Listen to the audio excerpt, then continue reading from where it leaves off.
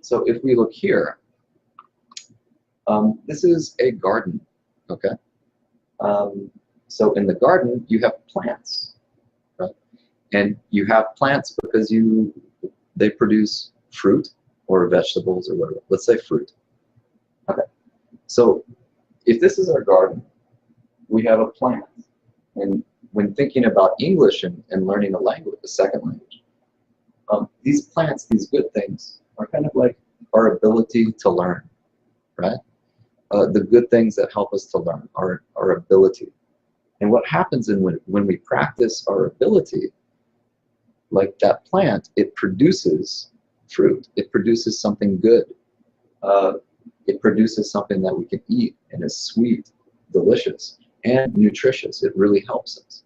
And what happens is, when we practice and grow our ability to learn, really what it produces is positive experiences with communicating, positive experiences, in our daily lives and trying to use our second language, using English, having positive, results. So these are results of our practice, results of our efforts, and they happen in the real world.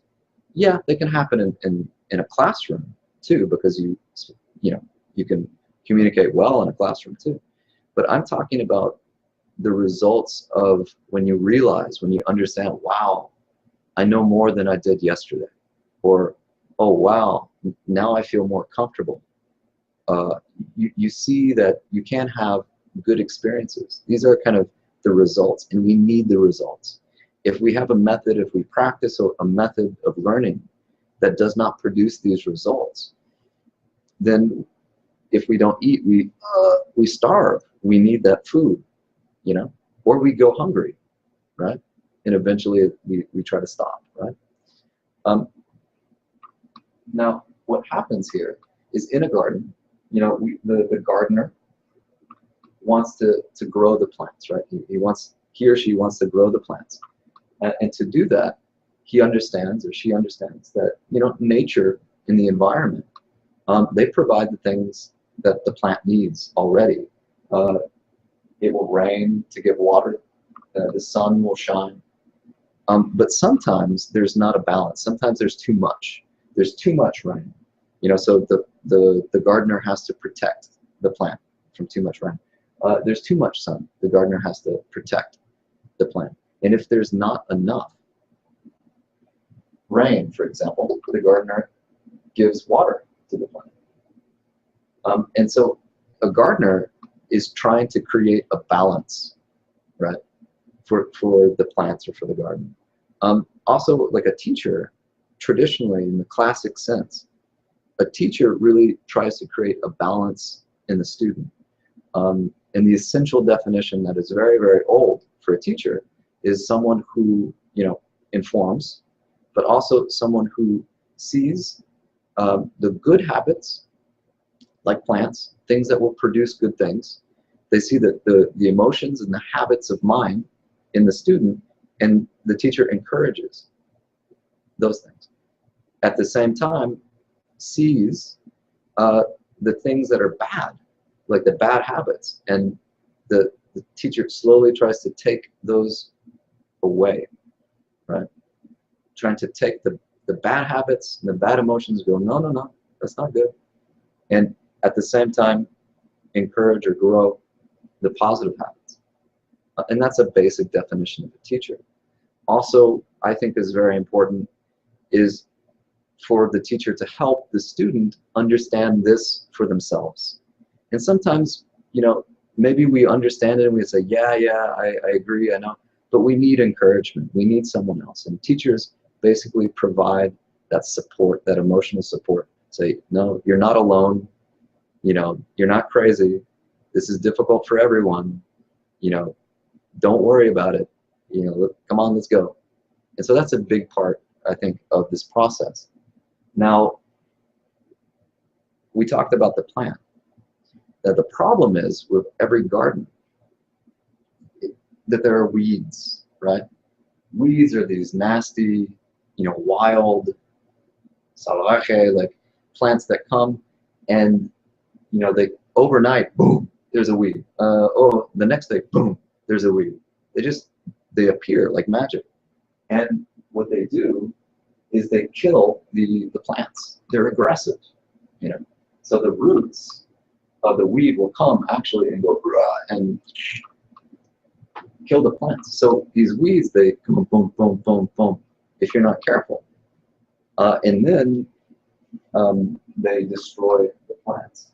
They also, weeds for learning a language, for learning English, weeds are kind of like doubts. Okay, so we have our ability to learn, which is just a whole system of good things I will talk about in the future in detail. But a weed we can think of represents inside of us the doubts. Now doubts are particularly dangerous. Doubts are the things that stop most students from continuing and learning a language.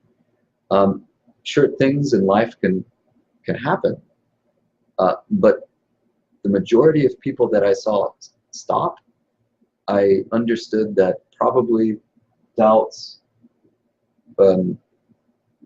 were a big part of it. So specifically, and you see my weed right here, I drew. These two things, right? They don't produce fruit. They don't produce anything good, but they do produce something, and that is doubts. Now, the doubts that I'm talking about is the two classics. I'm stupid.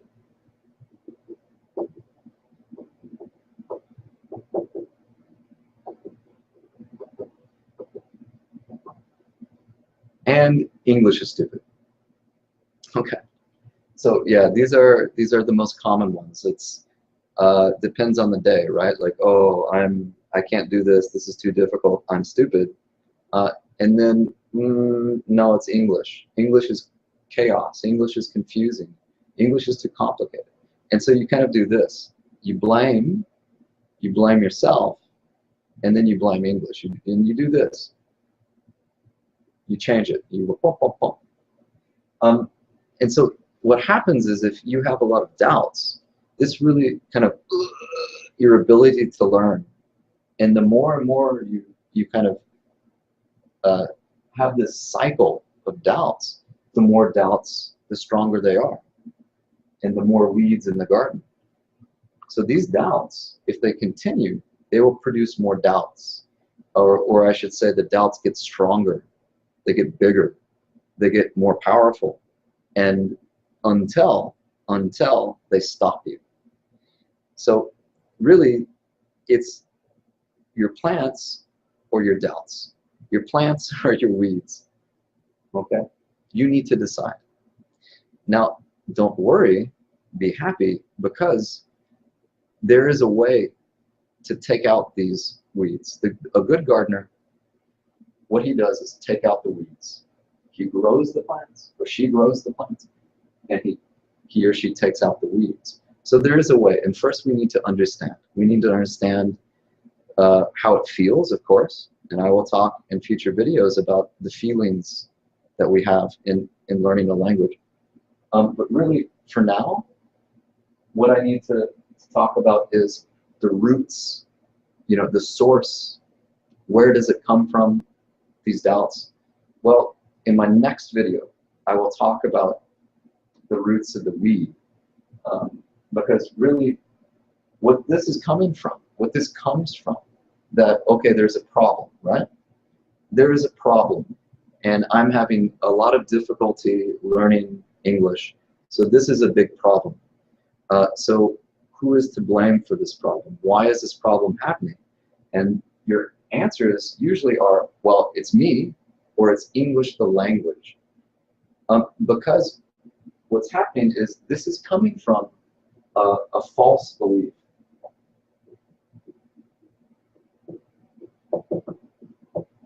So what this comes from usually is a false belief. And in a future video, I'll talk in detail about this.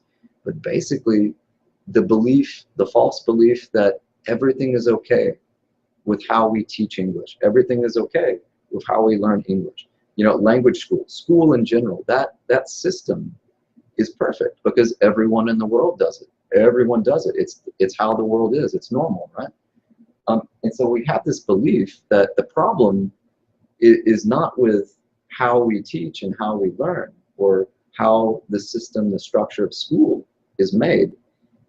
So that's not a problem. So the problem has to be English or us, you know, and that's not true. That's not true. So in my next video, I will talk more about this. This is super important to understand if you're going to do something as difficult as learn a second language. Okay. So, well, I think that's it. Thank you for listening. Once again, my name is Devin. Please watch the next video, and I hope it benefits you. Thank you for listening.